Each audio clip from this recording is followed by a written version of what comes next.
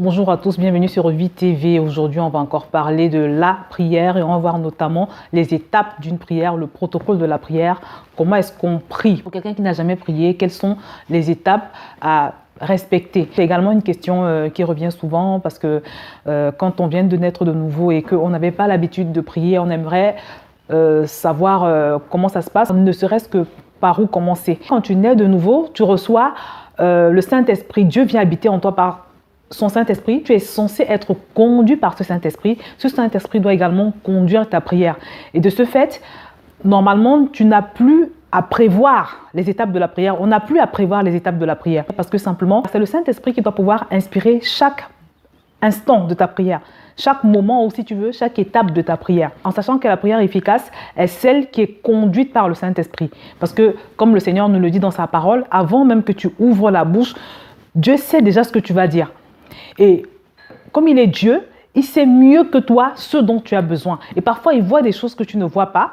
Il sait des choses que tu ne sais pas. Et quand c'est lui qui contrôle ta prière, c'est-à-dire quand c'est le Saint-Esprit qui inspire ta prière, c'est-à-dire qui inspire les paroles de ta bouche, tu fais la prière appropriée.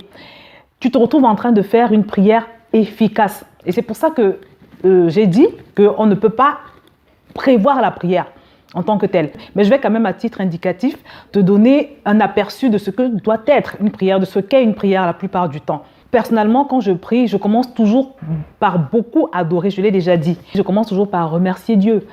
Je pense que quand on prie, le Seigneur, on doit commencer par le remercier. Je le remercie, je l'adore, parce que je cherche sa manifestation. Il dit dans sa parole qu'il siège au milieu de la louange de son peuple. Donc si tu veux voir le Saint-Esprit se manifester, pendant que tu pries, il faut que tu l'apprécies, il faut que tu l'exaltes. C'est très important que tu t'approches de Dieu avec des louanges, avec des actions de grâce. Il faut que tu l'apprécies, il faut que tu l'exaltes, il faut que tu lui rendes l'honneur qui lui est dû. C'est très important parce que Dieu n'est pas un distributeur comme certains semblent le croire parfois. C'est-à-dire on arrive, on débarque dans sa présence et puis tout de suite on lui sort notre liste de requêtes. Non, c'est pas ce que Dieu attend. Il veut déjà que tu saches à qui tu as affaire, que tu reconnaisses sa grandeur, que tu t'approches de lui avec révérence, comme je l'ai dit dans... Voilà, donc c'est vraiment en fait déjà en prière, qu'est-ce que c'est la prière? C'est entrer en communion avec Dieu et prier avec son cœur. En gros, tu parles avec Dieu, mais avec ton cœur, avec sincérité, parce que Dieu écoute les prières des justes. Et si vous parlez comme ça, vous récitez des prières, Dieu va pas vous écouter. Il vous entend, mais voilà quoi. Comment prier? Rien n'est plus simple que la prière. Si nous savons parler, nous saurons aussi prier. Alors, est-ce qu'il faut-il répéter des prières apprises pour être exaucées? Non, ce n'est pas nécessaire. Exemple de la prière de l'aveugle qui assis sur le bord du chemin s'écrie au passage de Jésus: Seigneur, fils de David, aie pitié de moi. Jésus lui dira alors: qu'il te soit fait selon ta foi. La prière, c'est le cri du cœur montant vers Dieu. Elle ne s'apprend pas dans des manuels, elle doit jaillir tout naturellement d'un cœur sincère qui attend le secours divin avec assurance. Cet homme n'a pas eu à répéter une prière, son cœur a parlé et cela a été suffisant, Jésus l'a exaucé. Il y a un verset, c'est Matthieu 12, 22. Tout ce que vous demanderez avec foi par la prière, vous le recevrez. C'est important de prier. L'enfant de Dieu authentique aura une vie de prière, il aimera et l'entretiendra. Est-ce qu'il faut répéter des prières quand on prie? Non, c'est pas nécessaire. On voit dans la Bible, donc cet aveugle qui vraiment a prié il a crié à Jésus avec de tout son cœur. C'est une prière, hein. Vraiment, aie pitié de moi. Et vraiment, Jésus, il a vu que c'était sincère, il a vu que ça venait du cœur et sa prière, il a vu que c'était par la foi en fait. Et alors qu'il était même aveugle. Et Jésus, ça a été suffisant. Rien qu'une parole comme ça, c'est suffisant tant que ça sort du cœur en fait. Il faut vraiment que la prière, ça sort du cœur. La foi est-elle associée à la prière? Oui, cela ne fait aucun doute. Nous savons que Hébreux 11, 6. Or, sans la foi, il est impossible de lui être agréable. La prière est donc une expression de la foi.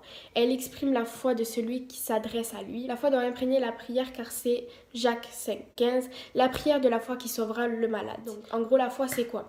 Donc en gros, pas réciter des prières, il ne faut pas réciter des prières, faut que ça sorte des paroles du cœur, il faut que tu parles avec Dieu comme tu parles avec ton Père, vraiment que tu lui parles sincèrement, et ensuite c'est important aussi d'avoir quand même la foi. Alors, est-ce qu'il y a une position particulière pour prier? On va voir des exemples dans la Bible. Jésus s'agenouillait, ça c'est dans Luc 22, 41. On voit que Paul aussi s'agenouillait. Ça, c'est dans Actes 20, 36 et Actes 21, 5. Le peuple de Dieu a incliné la tête. Ça, c'est dans Exode 4, 31. On voit que Moïse et Aaron sont tombés sur leur visage. Ça, c'est dans Nombre 16, 22. On voit que Anne se tenait debout. Ça, c'est dans 1 Samuel 1, 12 jusqu'à 14. On voit que David s'est assis. Ça, c'est dans 2 Samuel 7, 18. Et on voit que Élie s'est penché contre terre et a mis son visage entre ses genoux.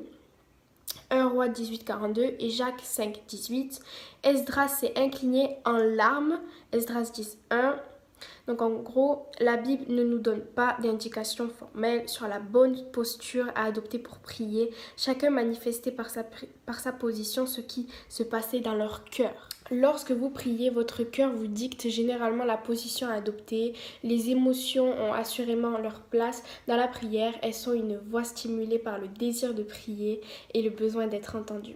Mais Jésus nous avertit de prendre garde de ne pas utiliser la prière ni la posture que nous adoptons pour attirer l'attention, en gros l'attention des autres. Assurez-vous donc que votre manière de prier soit honnête. Donc ça va être dans Matthieu 6, 5.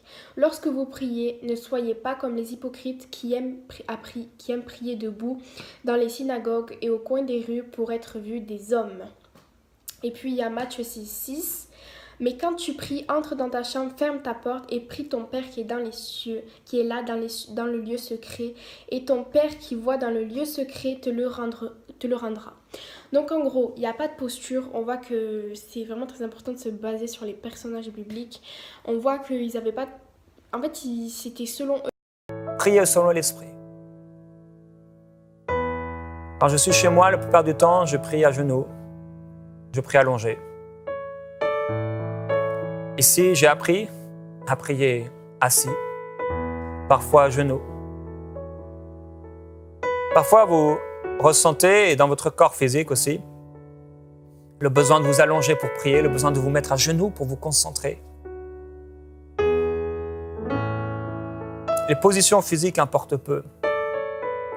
L'apôtre Paul, il parle à un moment de lever les mains vers le Seigneur.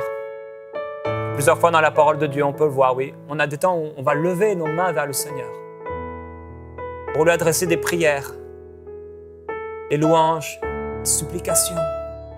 Parfois même, on élève les yeux vers le ciel. Parfois aussi, on se concentre sur notre être intérieur, l'Esprit de Dieu en nous. Parfois, on peut être dans notre lit, on est allongé et on prie. Et c'est fort. Dernièrement, j'étais avec mon épouse, on était au lit, on s'est réveillé le matin et on a prié quelques minutes. Et on était inspirés. Et la journée même, on a vu le Seigneur faire quelque chose d'extraordinaire. Exactement les mots qui nous avaient inspirés. On était juste dans notre lit. Débarrassez-vous de tous les trucs, toutes les choses qui vous embarrassent. Mais appuyez-vous seulement sur le Seigneur. Alléluia. Là où vous êtes maintenant, je vous encourage. Et une des choses qui nous aide, c'est fermer les yeux. On ferme les yeux naturels. C'est vrai que c'est plus facile. On est concentré. Il y a des fois, on peut avoir les yeux ouverts et louer le Seigneur, prier. Moi, en majorité du temps, je ferme les yeux et je prie. Ça m'aide à me concentrer. Si vous le souhaitez, là où vous êtes, vous pouvez fermer les yeux. Et même on peut ensemble lever les mains vers le Seigneur comme un acte d'abandon. Commencez à prier là où vous êtes. Plusieurs, vous faites de ces moments vos temps de prière quotidiens. Commencez à prier maintenant. Seigneur, merci. Tu es tellement merveilleux.